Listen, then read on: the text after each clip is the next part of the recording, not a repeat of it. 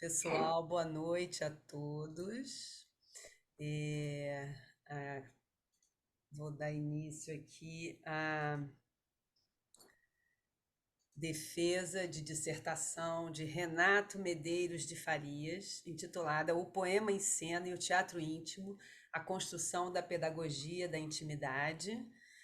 Professores, membros da banca, Isaac Garçom Bernard, Elza Maria Ferraz de Andrade. Isaac, colega de longos tempos, amigo, vem da Faculdade da Cal e também participa do programa de pós-graduação de letras na PUC, né? Contribui, colabora lá. Já fui, agora não, nesse momento não. Mas nosso membro externo, Elza, minha colega há 30 anos, na Unirio, de todos os programas de pós-graduação, de departamento, disciplinas. Dividimos muitas bancas. Muito feliz e muito agradecida que vocês estejam aqui. Isaac e Elza. Queria fazer um agradecimento especial também à banca de professores suplentes, professora Cláudia Melli, da Faculdade de Ciências Gran Rio e da Faculdade da Cal. E também a professora Joana Ribeiro, que também é suplente, representando o PPGAC da Unirio. Aproveito também publicamente, Renato, para agradecer a Rosiane Trota e o Patrick Pessoa. Patrick Pessoa vindo pela UF, Rosiane Trota pela Unirio, que foram os professores que integraram a banca de qualificação da dissertação de mestrado do Renato e contribuíram muito para que a gente pudesse chegar juntos até aqui hoje. Renato vai apresentar a pesquisa e depois a gente vai prosseguir com as arguições. Eu desejo um ótimo início de noite a todos e podemos começar. Bom, então eu faço também os seus agradecimentos e para não perder muito tempo já posso entrar direto?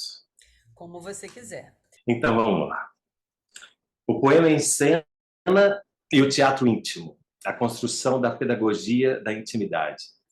O poema em cena são espetáculos que têm a sua dramaturgia toda composta por poemas. A Companhia de Teatro Íntimo, que completou 18 anos agora em 2023, já realizou 4 poemas em cena. Adélia, Erepiá-Curumim, poesia para crianças de todas as idades, João Cabral e Negra Palavra, Solano Trindade.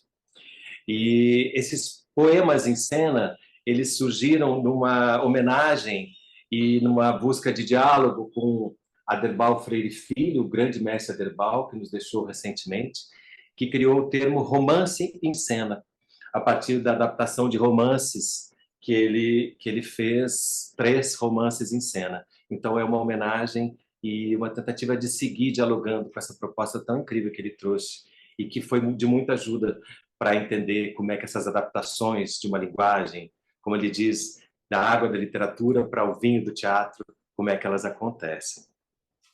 E o teatro íntimo, que é uma pesquisa de linguagem que vem sendo feita há 18 anos pela Companhia de Teatro Íntimo, é uma pesquisa de uma relação de intimidade,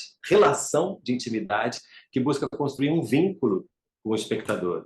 Um vínculo que ocorre desde o momento que esse espectador chega no teatro, né? A gente recebe já buscando a construção desse vínculo, passa por todo o espetáculo e a gente tem a esperança que ele siga acontecendo depois que o espetáculo termina. Porque a poesia me pega com a sua roda dentada, me força a escutar imóvel o seu discurso esdrúxulo, me abraça detrás do muro, levanta a saia para eu ver, amorosa e doida. Acontece a má coisa, eu lhe digo, também sou filho de Deus, me deixa desesperar. Ela responde, passando língua quente em meu pescoço, fala pau para me acalmar, fala pedra, geometria.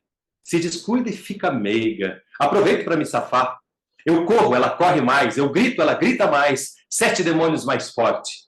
Me pega a ponta do pé e vem até na cabeça, fazendo sulcos profundos. É de ferro a roda dentada dela. Adélia Prado. E a roda dentada da poesia me pegou e pegou a Companhia de Teatro Íntimo em 2008, quando a gente tinha já 3 anos de existência, através de um convite para fazer poesia, esse foi o convite, fazer poesia no Centro Cultural da Justiça Eleitoral, que é um casarão que infelizmente segue fechado ali a 2 quadras do CCBB.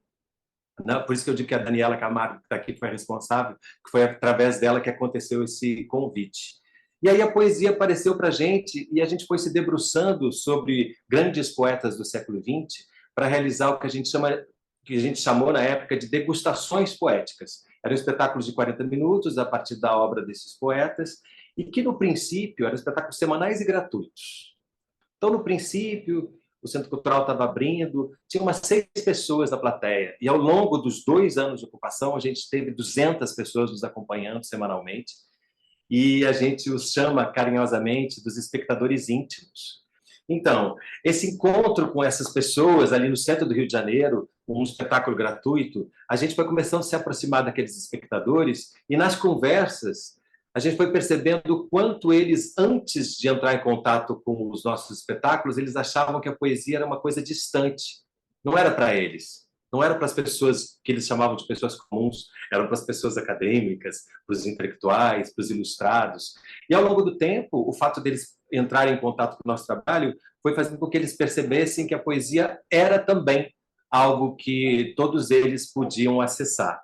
Eu acho que foi aí que surgiu o meu interesse em pesquisar o que aconteceu ali, naquela relação com aqueles espectadores, que fez com que eles entendessem a poesia como algo possível para eles e para o dia a dia mesmo, para o cotidiano. Aí, eu entendi que eu deveria buscar as origens, tentar entender as origens da poesia.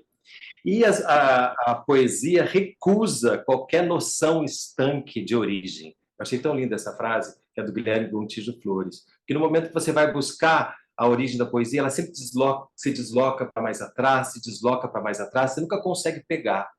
Mas alguma coisa... E na busca das origens, eu encontrei 2 autores que foram muito importantes para mim. Um é o Otávio Paz, e eu recomendo o Arco e a Lira. Esse livro, ele leva esse livro inteiro falando de poesia, né? Portanto, se a gente perguntar o que é a poesia, não existe uma forma de dizer, existem muitas, e eu aconselho esse livro. E esse outro que eu achei no sebo, jamais daria muita bola para ele por causa da capa, Estética e Poesia, Anquises Jobim Lopes, que eles usam um termo, o Otávio Paz fala de originalidade primeira, quando fala de poesia, e o Anquises fala de anterioridade poética, que são termos que não têm a ver com o passado, tem a ver com uma forma, e aí a gente pega a Leda Maria Martins, que fala do tempo espiralar, tem a ver com esse antes que está sempre acontecendo. Está acontecendo agora aqui conosco. Cada vez que a gente evoca a poesia, ela se origina novamente. E eu fui entendendo isso também através de um pensamento de que a poesia está no início de todas as culturas. Ela é considerada, inclusive, anterior à própria linguagem. E quando isso me deu um certo bug na cabeça, anterior à própria linguagem, e aí eu fui entendendo que os rituais, as orações, as rezas de todos os povos, elas nascem como poesia, mas associadas à música e à dança. Então, é muito difícil. Só mais tarde essas 3 formas de expressão vão se separar. Naquele tempo era tudo junto. Isso acontece em todas as culturas. É uma coisa muito interessante perceber que a humanidade começa a se expressar poeticamente, assim como os bebês começam a se expressar poeticamente, né? Quem acompanha um bebê sabe daquela primeira comunicação, através da repetição, dos sons, da melodia, dos ritmos, que vai criando novas palavras, isso tudo é pura poesia. Então, essa percepção de origem, essa percepção de início, me fez comprovar que a poesia já está em cada um de nós, está na fala, está em todo momento que a gente se expressa. A prosa só começa a acontecer mesmo quando começa a escrita. A fala nunca abandona a poesia. E isso foi me deixando cada vez mais empolgado em entender também como é que, por exemplo, os poemas mais antigos chegaram até nós. E aí que chega o Paul Zumthor, que é um teórico incrível, que me ajudou bastante nessa pesquisa, que ele vai falar da oralidade, né? Que os poemas eles chegam, eles perpetuam ao longo do tempo através da oralidade. E ele diz que mais do que a oralidade, porque a oralidade se contrapõe à escrita, os poemas se eternizam através da vocalidade. que é através dessa coisa concreta que é a voz. E aí ele usa o termo vocalidade porque ele diz que essa voz permanece inclusive no poema escrito. E por isso que ele se contrapõe à oralidade, que seria uma contraposição oral-escrito. E essa vocalidade a gente percebe que ela está mesmo em cada poema. E um dos trabalhos do ator é mergulhar nesse poema para resgatar essa vocalidade. O Paul Zumthor fala de nostalgia da voz que todo poema escrito carrega. E isso foi me dando também cada vez mais caminhos para entender como é que eu ia me relacionar através da performance, já que a performance é um termo usado por tanta gente, né? Mas o Paul Zumthor pega o termo performance e associa diretamente com a poesia.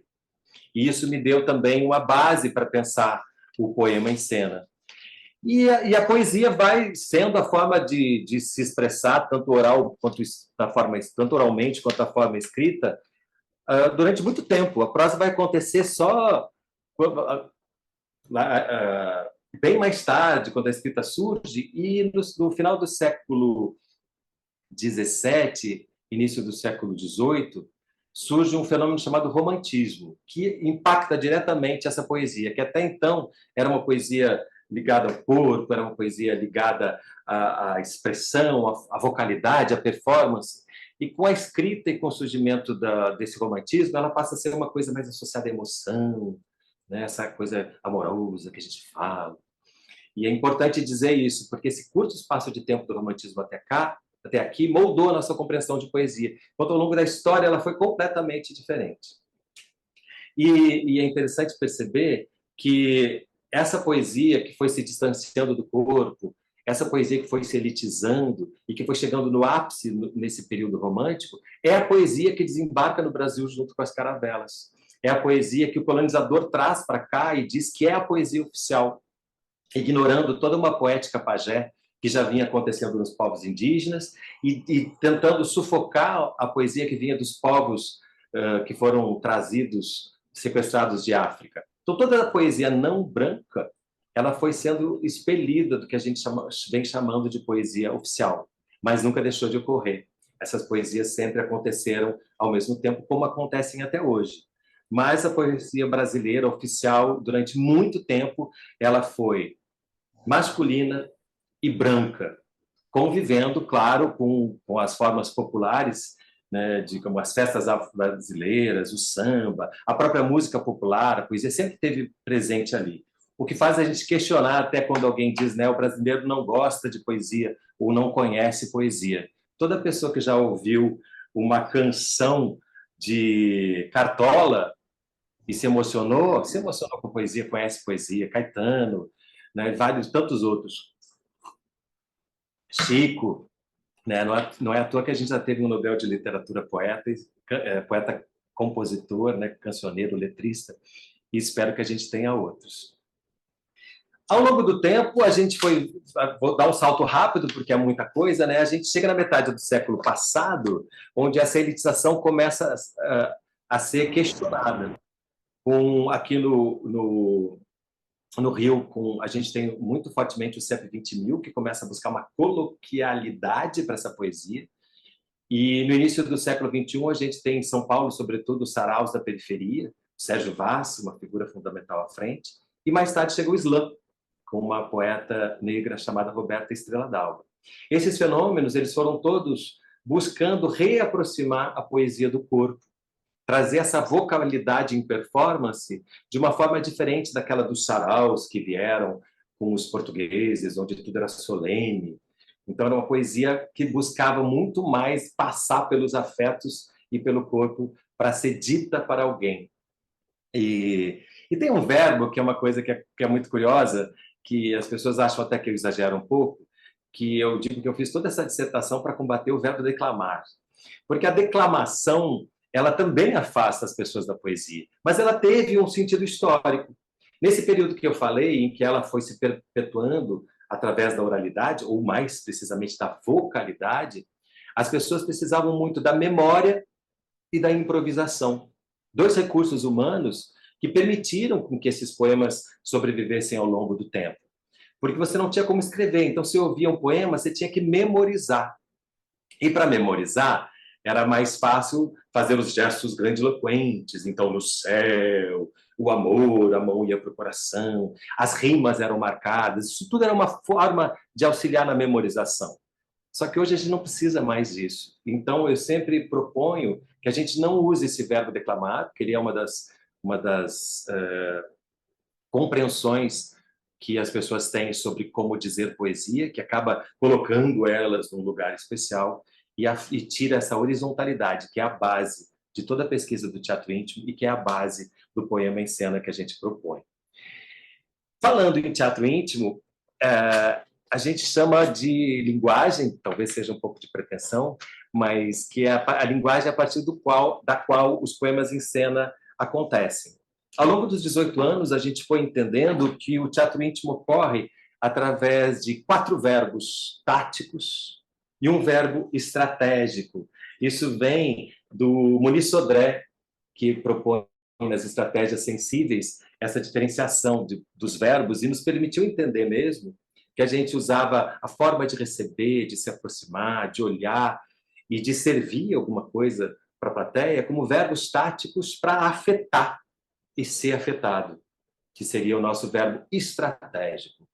E é um verbo estratégico e muito fundamental em tudo que a gente propõe como companhia, como poema em cena, como relação entre todos nós. A gente cunhou também internamente um termo chamado rede afetiva de sustentação, que era uma maneira de todo mundo amparar, acolher alguém que tivesse com algum problema imediatamente. Essa rede afetiva de sustentação, ela funciona lindamente, vem funcionando lindamente ao longo desses 18 anos na companhia de teatro íntimo.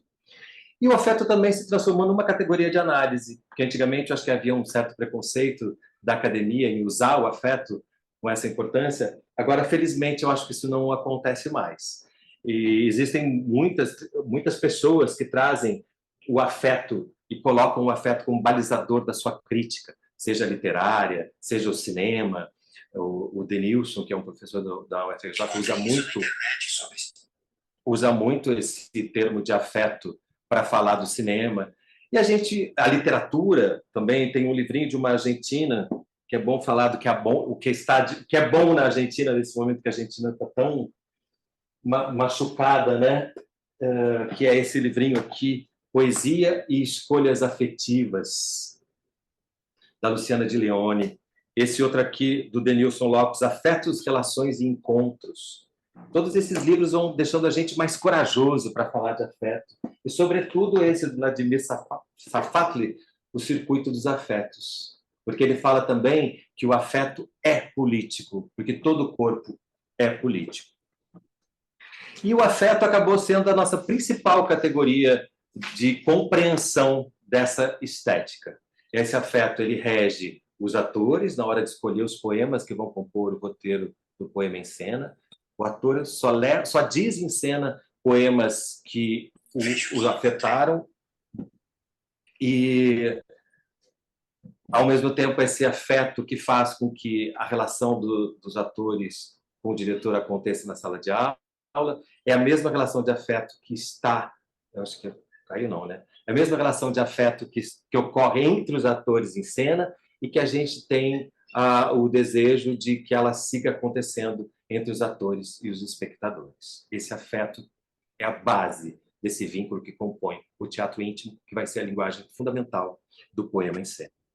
Isso tudo, eu poderia dizer que, por enquanto eu estou falando, né, de estética, mas eu estou falando também de ética, porque uma das grandes questões que a gente coloca no nosso dia a dia é que as coisas não podem nunca estar separadas, né? E essa ética que acontece dentro de cena, a gente também procura que ela aconteça fora de cena.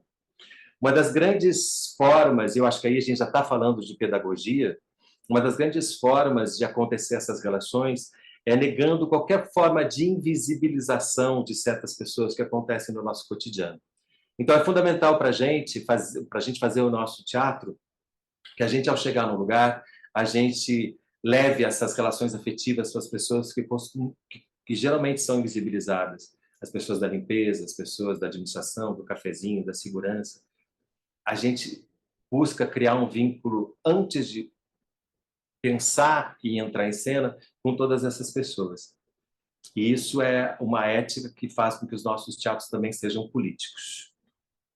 Com isso tudo, para já ir me aproximando do final, a gente vai circunscrevendo a pedagogia da intimidade, que foi um achado fazer aula com a Ana Ascar no mestrado, porque ela me fez compreender que desde o princípio existia uma intencionalidade pedagógica no meu trabalho como diretor.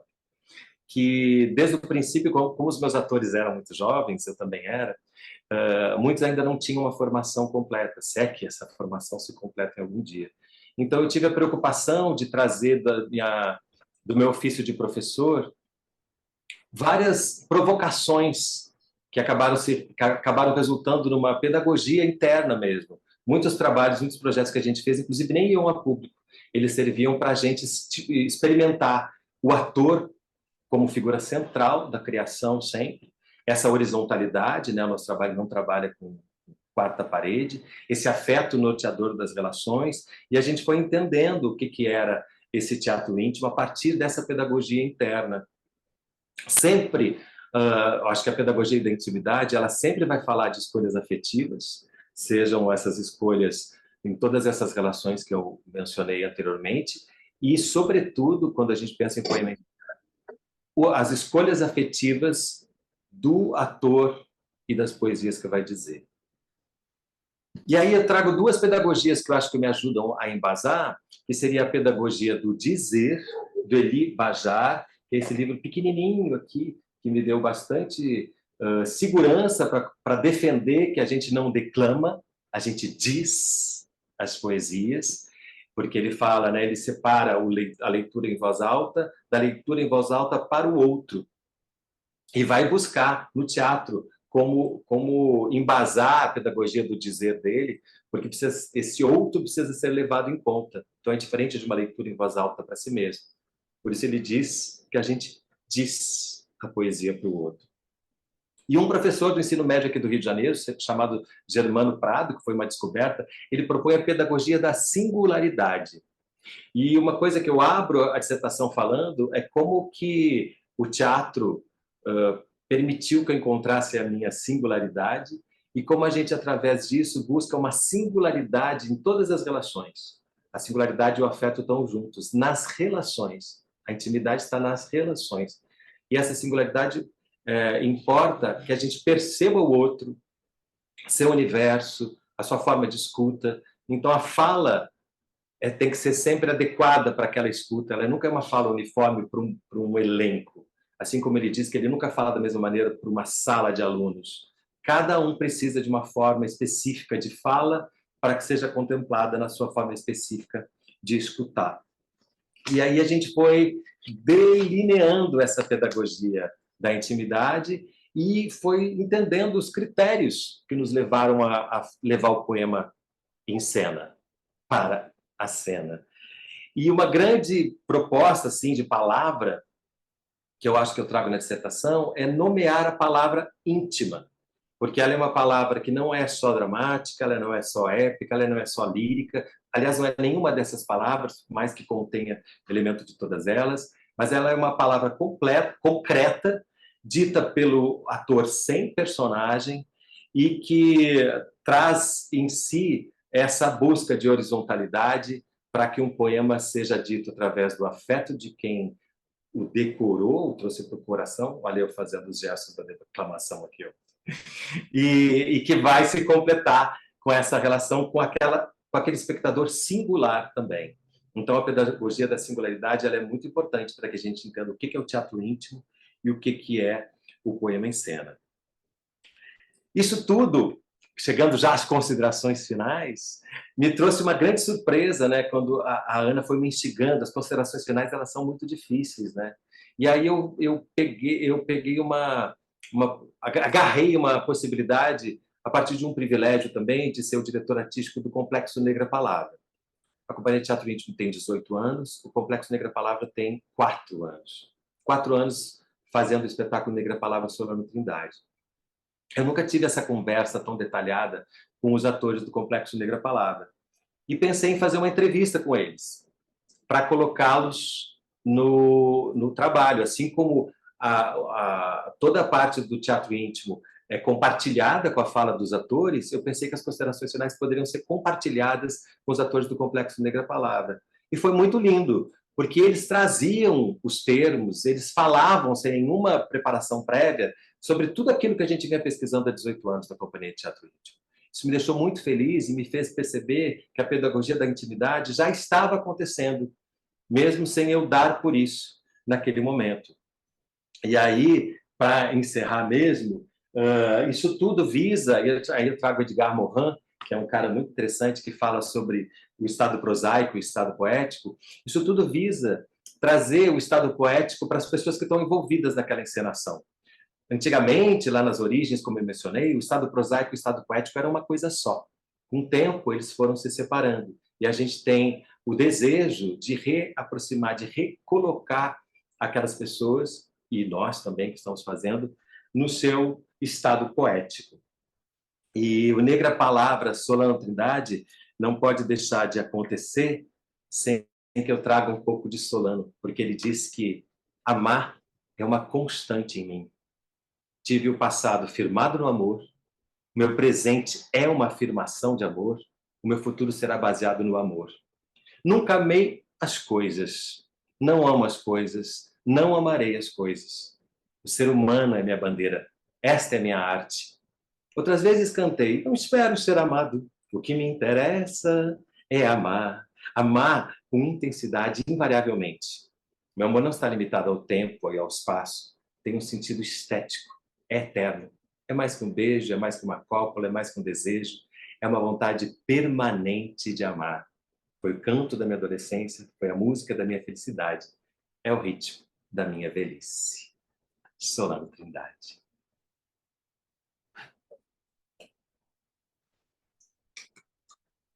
Obrigada, Renato. Muito obrigada. Agora a gente passa então para ouvir o Isaac, professor Isaac Bernard.